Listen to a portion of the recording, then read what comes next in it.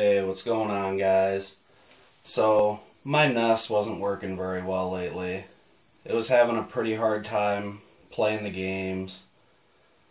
And when I'd eventually get the game to work, the slightest little nudge or movement would usually glitch it out, if not break it immediately. So, I took the whole thing apart. I took the 72-pin connector off the board, and I cleaned where it connects really well. And I wanted to try the boiling trick, where you actually boil the 72-pin connector just because it sounds so good to be true that I had to try it out. So I boiled the 72-pin, put it back on the board, put everything back together, and it didn't work. But I don't think that was the fault of the trick itself. I think the fault with that is I should have bent the pins on the 72-pin first. So I took it all back apart, and I went through and I bent every single pin. And now, here it is. We'll do some Kirby's Adventure. We just did some puff passing on this not too long ago.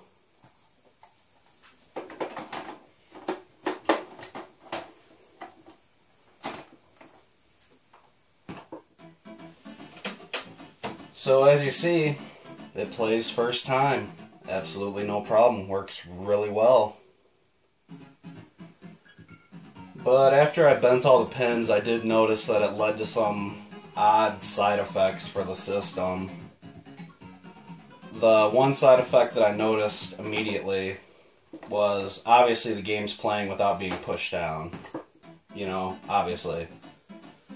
Which, there's nothing wrong with that, but pushing the cartridge down is what bends your pins over time anyway, so that's fine. But when you actually push the cart down, it doesn't work at all.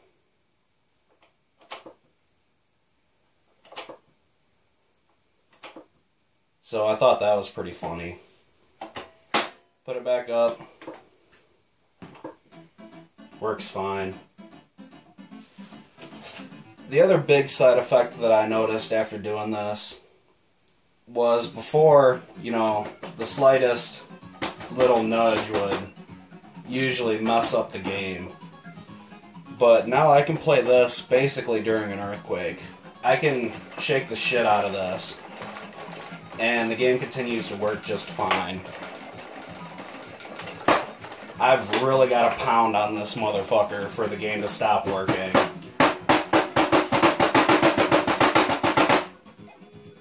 Like, it works fucking fantastic now. It's crazy.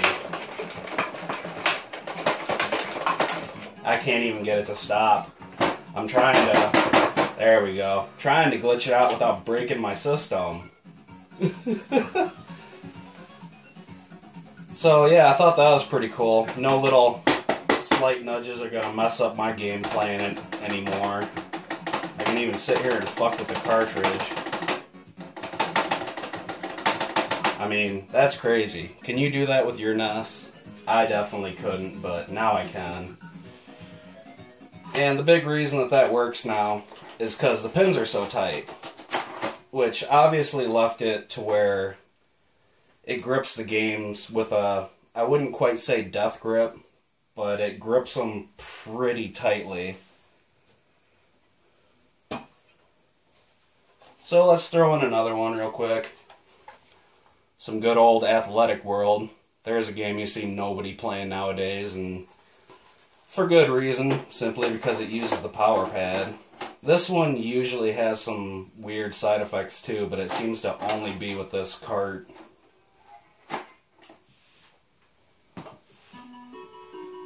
So you see that?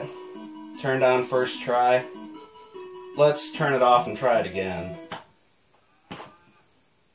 And it doesn't work until you press reset. I don't know why this happens. This is the only cartridge that does that. I don't know why. It's weird to me. But yeah, works just fine. Not that I'm going to be playing it myself anytime soon. I do have a power pad, but my fat ass ain't breaking that out. I'll break it out for the fucking niece and nephew sometime. I think they'll have some fun with this. But just like every other cartridge, if you put it down and then turn it on, it doesn't work at all, even if you reset it.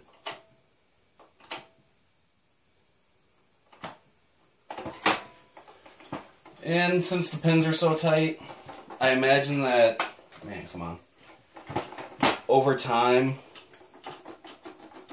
it could scratch the end of the PCB on your cartridge where it actually connects to the 72 pin. Over time, since it grips it really tightly. But for me, that's not going to really be an issue.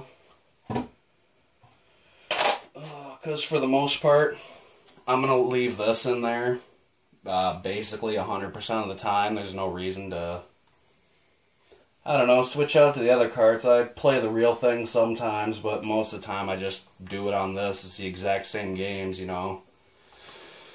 But it's nice that I can just leave this in there and not even have to worry about it. But the one thing with the EverDrive, which is nice now that I can play the games with this sticking up, is that the EverDrive has an SD card on here where it sticks up just a little bit above the cartridge. Excuse me. And most people who have spent any time inserting and pushing down the cart will know that there is very little room between the cartridge and this plastic at the end of this white plastic right here. So this SD would kind of barely hit it every time that I would push it down. So now I don't even have to worry about it. I can just leave it up and it'll work just fine, which is great because that scared me that the SD was going to be pushed in by this part and then like fall out underneath or something. I don't know. It's an irrational fear, but these things are fucking expensive. The EverDrive. They're also great things. I love them. I have a few different ones of them and they're all amazing things.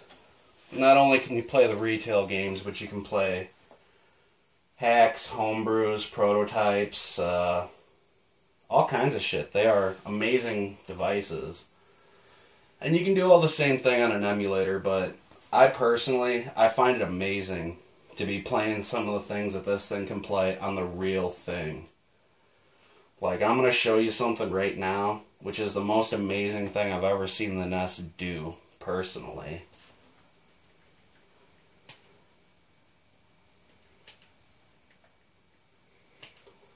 Yeah, now just remember, while this is playing, this is on a NES. Like, regular old 8-bit ass, old ass, granddad's NES. So, here this is.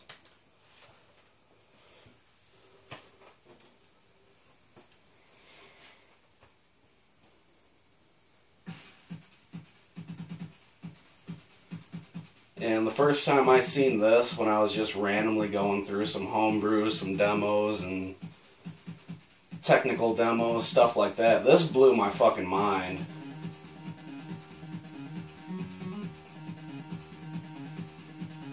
And eventually I looked it up to see what this is actually from, because originally it blew my mind like 100%, because I thought that this was all just animated by some guy and then put together for this video, but what's actually going on here, as far as I understand it,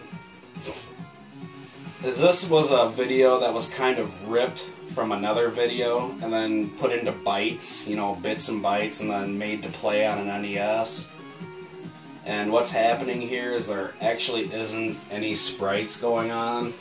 What it is like two different backgrounds over each other, and it's simply changing colors as this is playing. But either way, it's amazing. This would have blown your mind back then. And it blows my mind today. I mean, this looks amazing.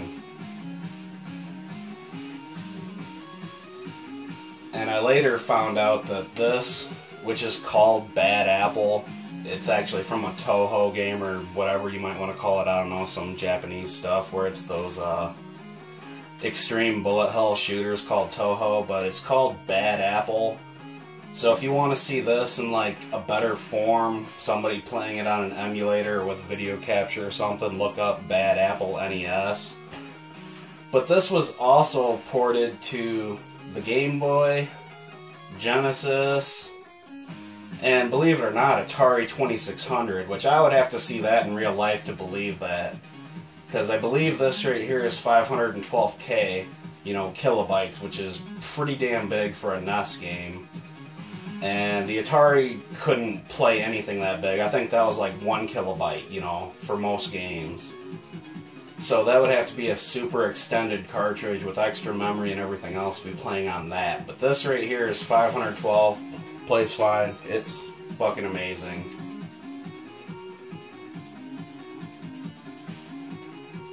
So while this is playing, I'll show the next game that I was thinking of doing a playthrough on next. Maybe I'll do that tonight, but I don't know. I am going to do a playthrough of this game. Wait a minute. No, not that one.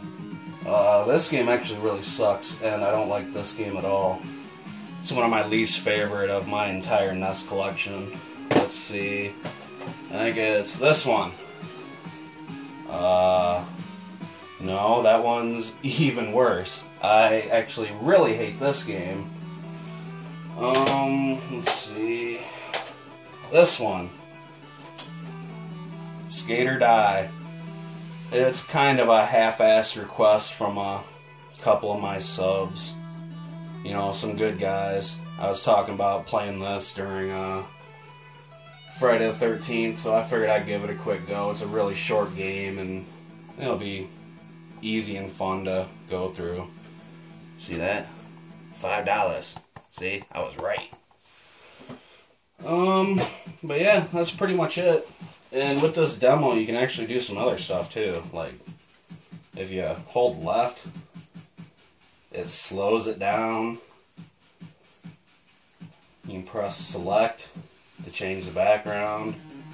You can change it into like squares, into, I don't know, crosses or regular, and then you can actually change the background too. So this does a lot of pretty cool stuff. I mean, you can pause it, you can, let's see, restart it.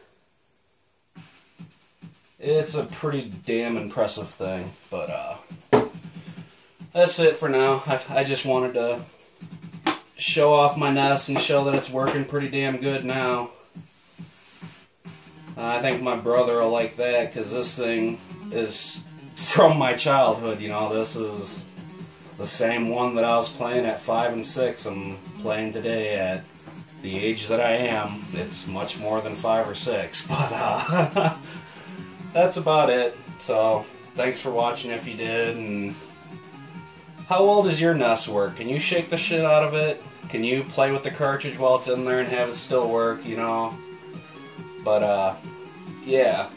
So, I'm gonna crack a beer. I generally drink Budweiser, because it's got a nice little dick on it right there. You got a couple balls in the package. So, I'm gonna crack this right over my NES. Cheers, everybody.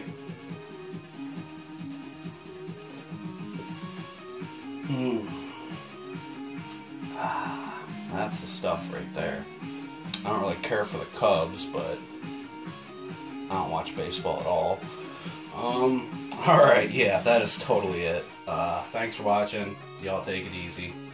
Peace.